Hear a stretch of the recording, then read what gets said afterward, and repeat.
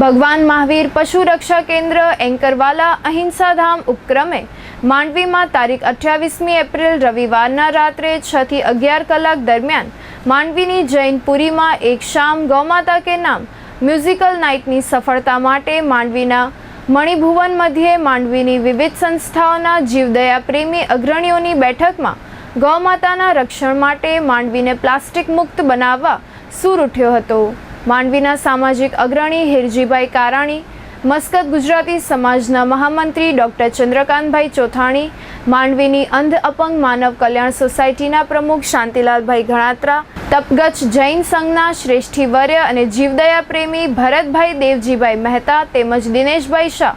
મંચસ્થ પદે યોજાયેલા આ બેઠકમાં એન્કરવાલા અહિંસાધામ કચ્છ વિભાગના હેડ અને સીઈઓ શ્રી ગિરીશભાઈ નાગડાએ સ્વાગત પ્રવચન એન્કરવાલા અહિંસાધામમાં ખૂબ જ નિષ્ઠાપૂર્વક સેવા કરનાર સ્વ ડૉક્ટર દિનેશભાઈ દેઢિયાની કદર રૂપે મંચસ્થ મહાનુભાવો હિરજીભાઈ કારાણી, ડૉક્ટર ચંદ્રકાંતભાઈ ચોથાણી, શાંતિલાલભાઈ ઘણાત્રા, ભરતભાઈ ડગાડાવાળા અને દિનેશભાઈ શાહના હસ્તે મરણોત્તર સન્માન કરવામાં આવ્યું હતું,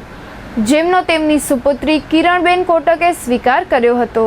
આ પ્રસંગે માંડવીના સામાજિક કાર્યકર શ્રી હિરજીભાઈ કારાણીનું પણ મંચસ્થોના હસ્તે એન્કરવાલા અહિંસાધામે સન્માન કર્યું હતું। સમગ્ર કાર્યક્રમનું સંચાલન સંસ્થાના હેડ ગિરીશભાઈ નાગડાએ કરેલ હતું,